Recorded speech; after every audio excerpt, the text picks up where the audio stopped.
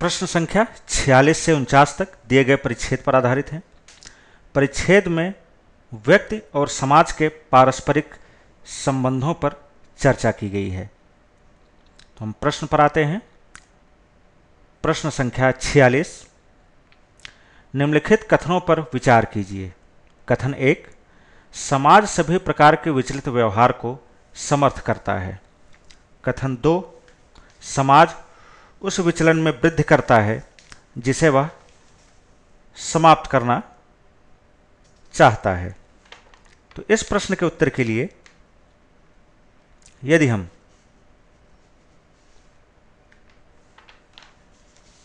परिच्छेद पर विचार करें तो पता चलता है कि प्रश्न का सही उत्तर विकल्प बी है, क्योंकि कथन 1 सही नहीं है। परिच्छेद केवल सामान्यतः विचलित व्यवहार की बात करता है। परिच्छेद में चर्चा की गई है कि शून्य में किसी व्यक्ति का अस्तित्व नहीं होता है।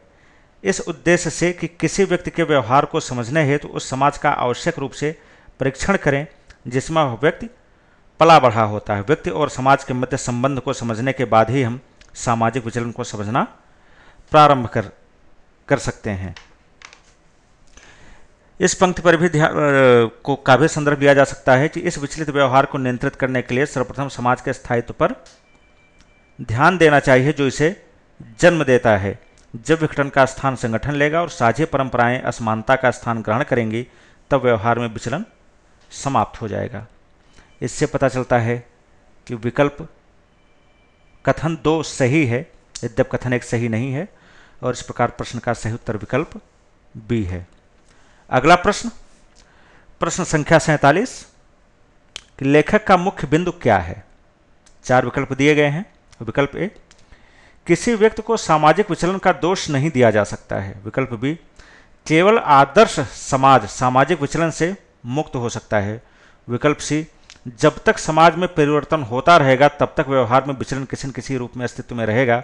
विकल्प डी, समाज में विचलन को समाप्त करने के लिए समाज में विघटन का स्थान संगठन को लेना होगा। तो इस प्रश्न के उत्तर के लिए यदि हम परिच्छेद पर विचार करें तो प्रायः चारों ही विकल्पों का पूर्ण या आंशिक रूप से उल्लेख परिच्छेद में है। इसके लिए हम सर्वप्रथम परिच्छेद की अंतिम पंक्ति का संदर्भ लें। विकल्प डी के संदर्भ में कि जब विघटन का स्थान संगठन लेगा और साझी परंपराएं असमानता का स्थान ग्रहण करेंगे तब व्यवहार में विचलन समाप्त हो जाएगा। इससे पता चलता है, जो कि निष्कर्ष पंक्ति है पूरे परिच्छेद की, इससे पता चलता है कि प्रश्न का सही उत्तर विकल्प डी है। बाकी के 3 विकल्प, शेष 3 विकल्प जो हैं वो आंशिक रूप से ही सही हैं, इसलिए वे परिच्छेद का मुख्य बिंदु या परिच्छेद का केंद्रीय भाव नहीं हो सकते हैं। अगला प्रश्न, प्रश्न संख्या 48, एक कथन दिया गया है कि निश्चित रूप से विचलित व्यवहार की इस आदर्श लोक में कोई भूमिका नहीं होगी। इस परिच्छेद के अनुसार निम्नलिखित में कौन सा से उपयुक्त कथन का के कारण हैं। 3 कारण बताए गए हैं। पहला कारण, पूर्ण समाज में प्रत्येक व्यक्ति समान सार्वजनिक लक्ष्यों को साझा करेगा।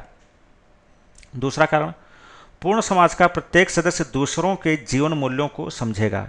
तीसरा कारण, पूर्ण समाज के सदस्यों के मध्य सुरक्षा का भाव होगा। और आपसे कहा गया, कूटों की सहायता से उत्तर देने के लिए कहा गया है कि इनमें से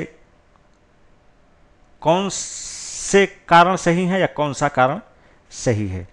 तो इस प्रश्न के उत्तर के लिए यदि हम परिच्छेद का विश्लेषण करें तो पता चलता है कि पहला और तीसरा कारण जो बताए गए हैं कि पूर्ण समाज में प्रत्येक व्यक्ति समान सार्वजनिक लक्ष्यों को साझा करेगा पूर्ण समाज के सदस्यों के मध्य सुरक्षा का भाव होगा, ये तो सही है।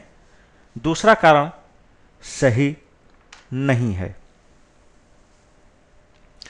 इसके लिए परिच्छेद के दूसरे अनुच्छेद का संदर्भ लिया जा सकता है कि विचलन के अस्तित्व को समझने का एक शुरुआती तरीका पूर्ण समाज की कल्पना है। इस पूर्ण समाज में प्रत्येक सदस्य समान मूल्यों तथा समूह की परंपराओं का आत्मसात करता है। इसके अतिरिक्त जब प्रत्येक व्यक्ति के लक्ष्य और मूल्य शेष समुदाय द्वारा साझा किए जाते हैं तब इस पूर्ण समाज में प्रत्येक सहभागी वास्तविकृत और सुरक्षित महसूस करता है। व्यक्ति की आवश्यकता सबकी आवश्यकता होती है। तो इससे पता चलता है कथन कारण 1 और 3 सही हैं। दिए गए प्रश्न में दिए गए कारण 1 और 3 सही हैं, दूसरा सही नहीं है। इसलिए प्रश्न का सही उत्तर विकल्प सी है। अगला प्रश्न, प्रश्न संख्या 49। निम्नलिखित कथनों पर विचार कीजिए। 2 कथन दिए गए हैं। वास्तविक समाज में परिवर्तन की प्रक्रिया प्रकृतितः चक्रीय है। दूसरा कथन, अलगाव वास्तविक समाज की मुख्य विशेषता है। आपसे प्रश्न यह पूछा गया कि दोनों कथनों में से कौन सा कथन गलत है, या दोनों ही कथन गलत हैं, या दोनों ही कथन गलत नहीं, अर्थात दोनों कथन सही हैं। तो इस प्रश्न के उत्तर के लिए हम परिच्छेद की इन पंक्तियों का संदर्भ ले सकते हैं। सबसे पहले कि जबकि विशेष समयावधि में समाज में परिवर्तन नई सामाजिक परंपराएं ला सकता है और इस प्रकार मतैक्य के नए मॉडल, नए परिवर्तन अपरिहार्य रूप से होंगे जो नए विचलित व्यवहार चक्र को बढ़ाएंगे। इससे पता चलता है कि कथन 1 सही है। दूसरे कथन के लिए हम परिच्छेद की इन पंक्तियों का संदर्भ ले सकते हैं कि समरसता और संगठन परंपराएं नहीं हैं, इसके बजाय विघटन सर्वाधिक प्रभावी है, अर्थात अलगाव वास्तविक समाज की मुख्य विशेषता है। यह चर्चा परिच्छेद में वास्तविक समाज के संदर्भ में की गई है। तो इस प्रकार चूंकि दोनों ही कथन सही हैं, इसलिए दिए प्रश्नानुसार कोई भी कथन गलत नहीं है, अतः प्रश्न का सही उत्तर विकल्प डी है।